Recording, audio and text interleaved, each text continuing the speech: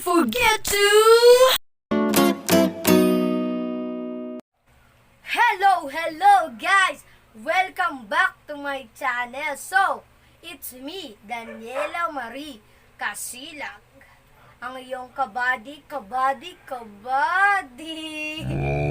At kung ikaw ay bago pa lamang sa aking channel, huwag mo nang kalimutang pindutin ang subscribe button and the bell button below. At kung nagustuhan nyo itong video na to, like nyo na din kung gusto nyo lang. And then, suggestion kayo na pwede kong gawin for my next video, comment down below lang po. So, ayun na guys. For today's video, magpapanggap muna akong chef. So, magluluto tayo. So, sasamahan nyo ako magluto. So, ano nga bang lulutuin ko? So, ang lulutuin ko ay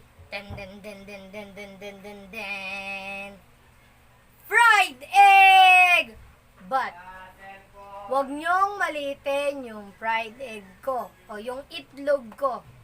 Dahil, itong itlog na to is gagawa natin siya ng panibagong twist. Or, healthy living, kumbaga.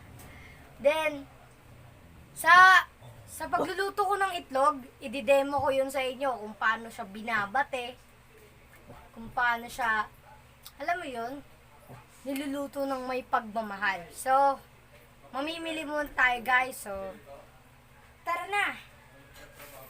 So, ayun guys, paalis na tayo. So, pupunta na tayong Taguig. So, sasamahan niyo ba ako? So, ayun. Isa tayo.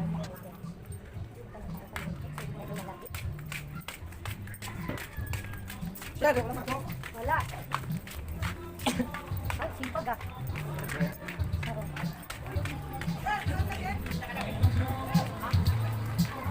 ayun. Bibili na tayo.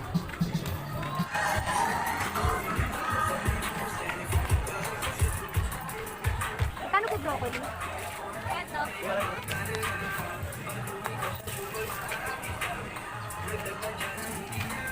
So yun guys, nakapili na tayo. Thank you. Oo, luto ko eh.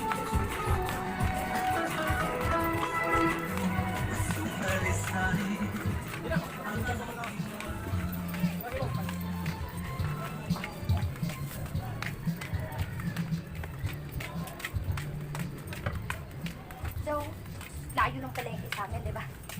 Ilang hakbang palengke na eh, kaya basic na lang mamili dito. Sana na.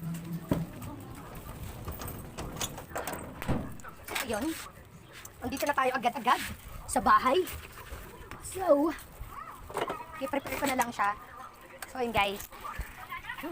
Yung binili ko kanina is worth 10 pesos lang, pero 4 na peraso na siya guys. So, madami na din. Saktuhan lang yung laki niya. Grab it. One down.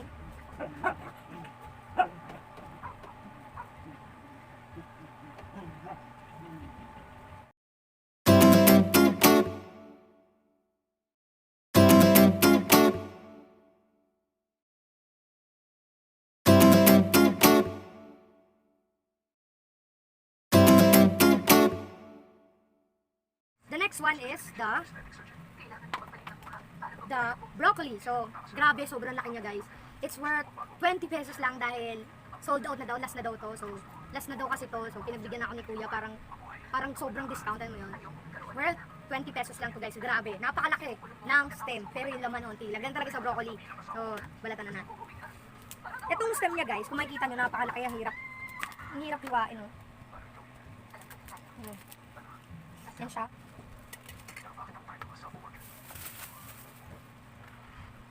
Ito na yung reality. So, ito lang yung mapapakinabangan natin.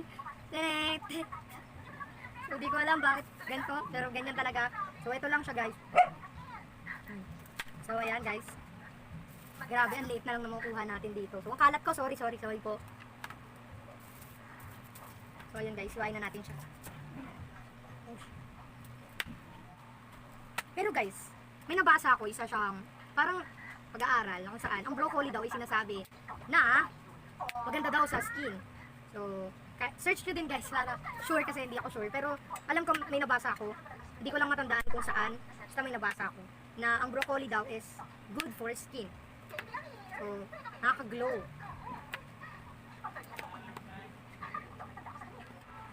So, mag-iwan na tayo na yun ng sibuyas. Iwan lang. So, ayan. Iwan lang natin siya ng mga yan. Ah. Yan. So, lalagay na natin siya sa so, next is the bawang. So, kailangan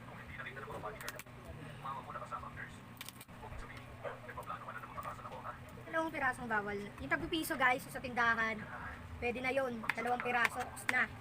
Hindi naman kailangan masyadong madaming bawang. Ang kailangan talaga, masarap.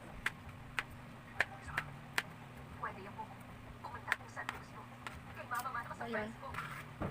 So, tapos tayo maghiwa ng bawang na tayo sa pagbabate ng itlog, men. Ito na yung pinaka, alam mo yun, exciting eh. Paano ba ang tamang pagbabate ng itlog? Sana kahit 2 itlog. Ayun, kahit isa lang pala. Meron ako. Alam mo yun? Sarap siguro magka-itlog. Dito gusto ko itlog sa noo. Para unique naman. Gusto ko magkaroon ng itlog sa noo. So, magbabati na tayo. Sa noo, ganyan. So, wah! Haya! Ayan, guys. Para siyang sipot. Sarap. So, ayan. Tapos na tayo maglagay tissue ng onteng asin. Hindi madami, hindi. Katamtaman, onte. Ayan, guys. Nalalagyan na natin siya. So, scramble na. So, yun. So, tanin, double done, guys. Then, yung kaninang binalatan natin patatas, is hihiwain na natin. So, ang maluto. Yan, mahalo. Kasi pag malalaki, minsan, ano yan? Minsan, pwede mo siyang maahon ng matigas ba dahil nga ang lalaki ng hiwa.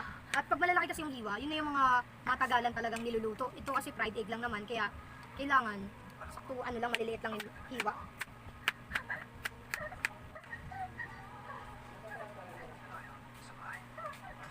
Kailangan pagtsagaan mo yung mga ganito. Alam mo yun, simpleng paghihiwa, maliliit. Kailangan, huwag kang katamarin dahil pag tinamad ka, walang magiging maayos na resulta. Hindi ka makakagawa. Tapos na tayo maghiwa ng patatas. Hugasan na natin yung patatas at broccoli. So, be right back. So, ayun guys, tapos na natin hugasan yung broccoli and yung patatas na iniwa natin. So, ngayon, magsasalang na tayo ng mantika. So, pag magsasalang ka na ng mantika is onti lang dapat. Para hindi siya masyadong oily. Yeah. So, after mantika, so, magigisa na tayo ng bawang at sibuyas.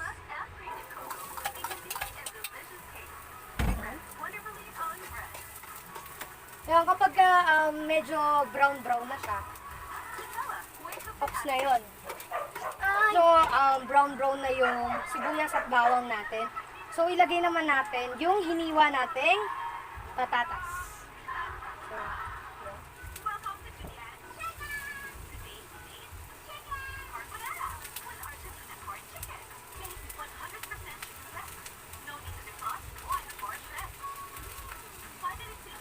So, so, kailangan, diba guys, ang patatas kasi is medyo matigas. Mahirap palambutin. So, ayan. After 3 minutes, malambot na yan. Yagama! Wow! After 3 minutes, malambot na yan.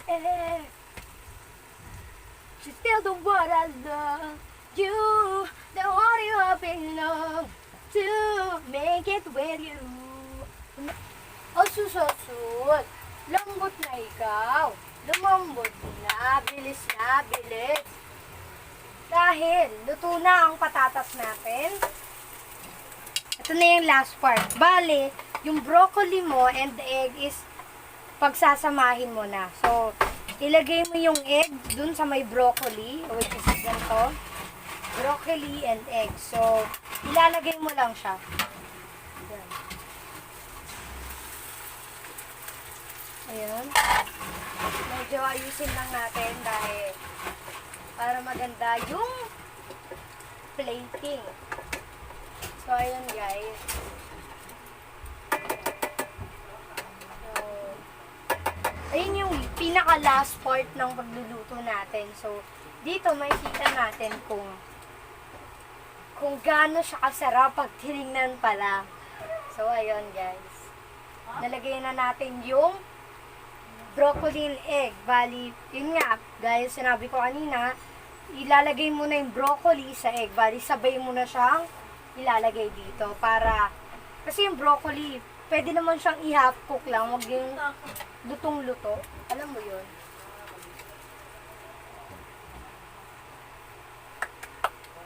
Nararamdaman ko, guys, ang tagumpay. So, ayun. Lapit na siyang maluto. So, onting oras na lang, ang fried egg ay maluluto na. Talaga, tol? How? Stop. Wait a minute. To my family, I love you. Love you. I love you. Hey, love you, bam. Love you. Ayun. Nararamdaman ko na ang tagumpay. So, malapit na siyang maluto, guys. Ayan.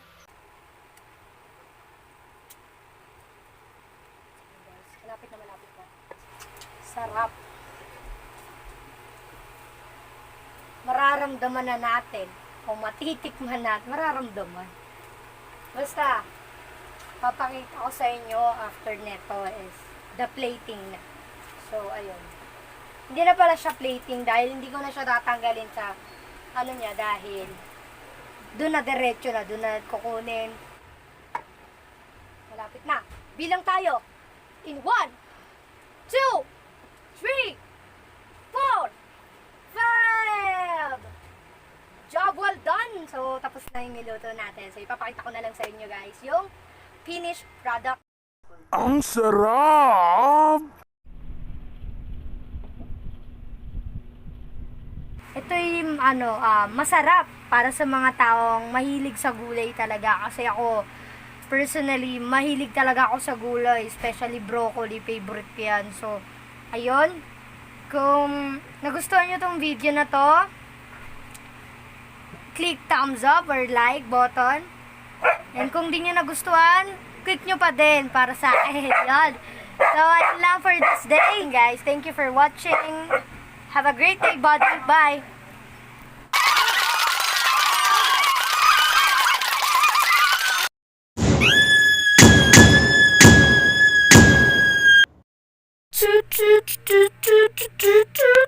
Yeah! Don't forget to